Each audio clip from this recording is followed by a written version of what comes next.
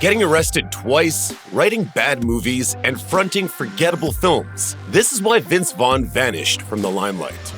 At the height of his fame, Vaughn was a bankable, beloved leading man. Following name-making breakthroughs in films both small, like Doug Liman's Swingers, and big, like Steven Spielberg's The Lost World, Vaughn's career hit a bit of a rough patch. The film Clay Pigeons was hardly seen by anyone, and The Cell and Domestic Disturbance were bombs more notable for their behind-the-scenes turmoil than their box office performance. The Jon Favreau reunion flick Made barely managed to move the needle either. Around the turn of the century, as the failure of his Psycho work playing Norman Bates was still stinging, Vaughn made a smart pivot. He began to showcase his comedic potential in films like Zoolander and Anchorman. Then he began to pick up more steam with starring roles in hit comedies Dodgeball, Old School, and Wedding Crashers.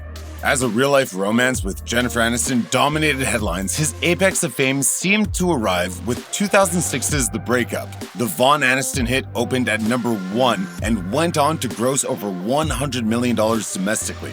You just said that you want me to help you do the dishes. I want you to want to do the dishes. Why would I want to do dishes? It was around this time that Vaughn's propensity for picking bad scripts began catching up with him again. From Be Cool to Couples Retreat, Fred Claus to The Dilemma, The Watch to Delivery Man, many of these films paired Vaughn with likable friends. However, these just so happen to represent some of the worst films they've been a part of in the last 2 decades. Elizabeth Banks, whose career has soared in the years since, can barely conceal her disdain for Fred Claus, saying on The Graham Norton Show, "I got cast as an elf with big breasts, and I thought to myself, as I was stuffing padding into my bra at 5 in the morning, maybe I have more to offer." Between 2006 and 2016, nearly everything Vaughn touched was trashed by critics and audiences alike. The exceptions were typically smaller works, such as a supporting role in Into the Wild or his Anchorman series cameos. For about a decade, Vince Vaughn was, unfortunately, the guy his character in Swingers said you don't want to be.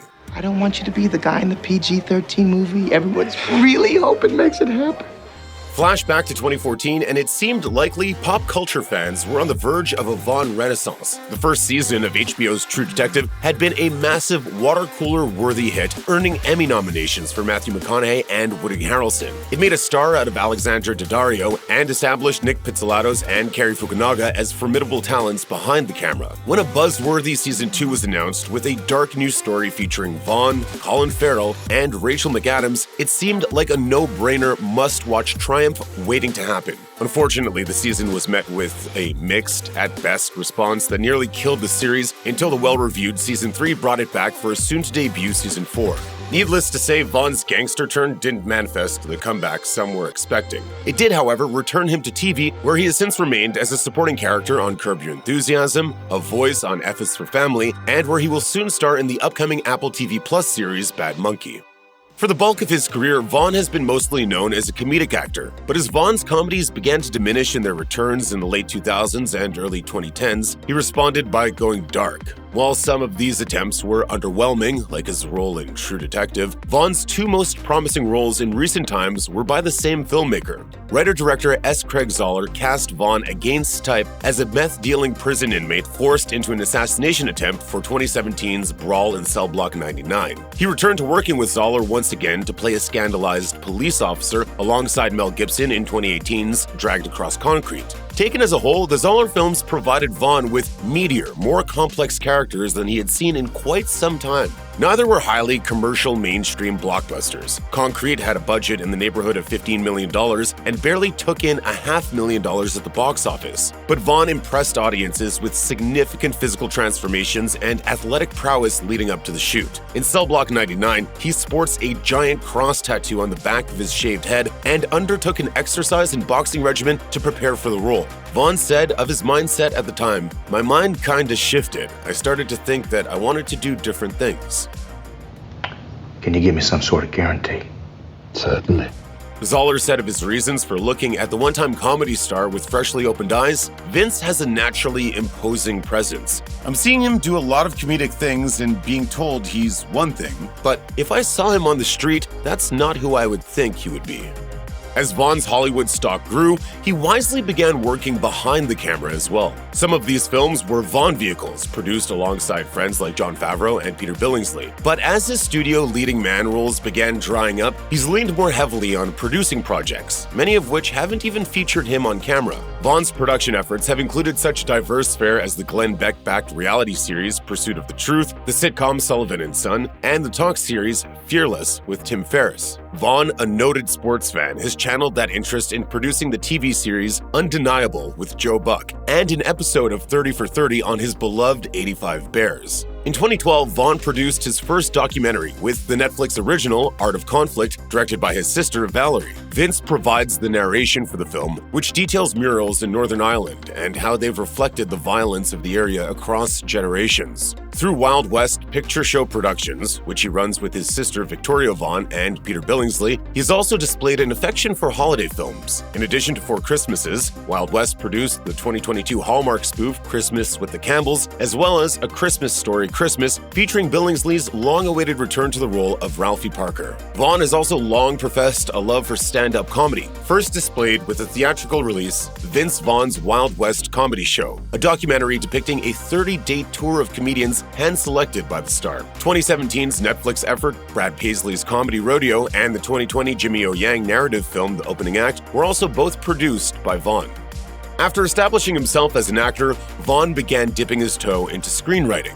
It began with a simple story credit for The Breakup, but became more involved with a screenplay credit on The Internship and writer credits on Couples Retreat and Christmas with the Campbells. With Couples Retreat, Vaughn co-wrote the screenplay alongside Jon Favreau. Vaughn would follow up by co-writing The Internship, which was an eagerly anticipated reunion for Vaughn and his Wedding Crashers co-star Owen Wilson. However, it proved far less financially successful, being a critical flop many saw as toothless compared to their last pairing. Vaughn even agreed, saying in a 2015 interview, "Crashers is an adult situation comedy. I think that movie did well because it really captures how guys talk. It's sort of a relief to people when your characters say things people are thinking, but don't have the nerve to say." Vaughn then went on to blame studio interference for declawing what was meant to be a much raunchier film. The Internship was supposed to be an R-rated comedy. Right before we started shooting, the studio said they wanted to go PG-13. I said we'd do it both ways and then make the call. But the ship had sailed, and I found myself in a movie that was PG-13, which was not my initial intent.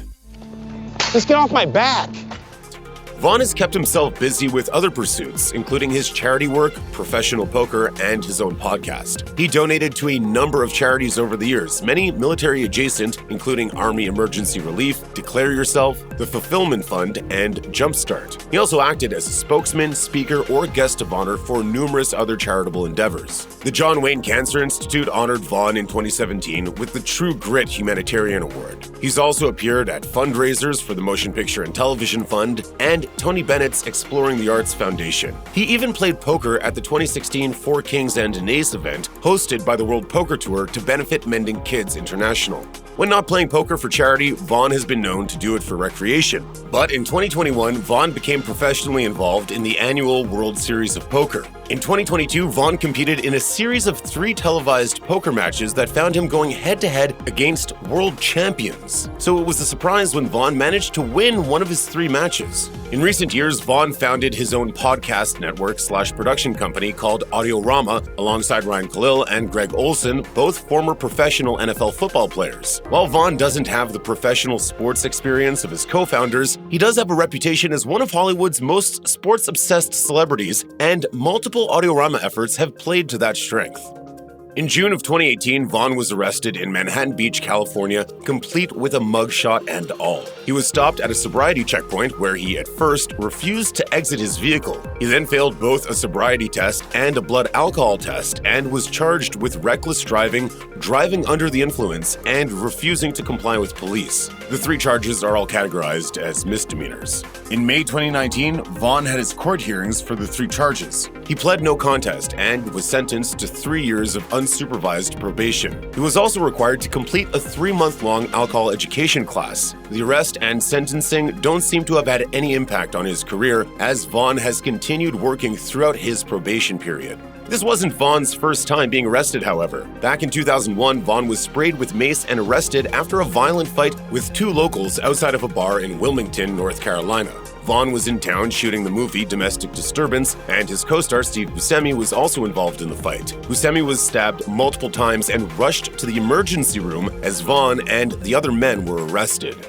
Vince Vaughn has faced significant public backlash on a handful of occasions due to his perceived political leanings. In a British GQ interview, Vaughn said, "I support people having a gun in public, full stop, not just in your home. We don't have the right to bear arms because of burglars. We have the right to bear arms to resist the supreme power of a corrupt and abusive government. It's the same reason we have freedom of speech." In regards to whether guns should be allowed in schools, he added, "Of course. You think the politicians that run my country and your country don't have guns in the schools their kids go to?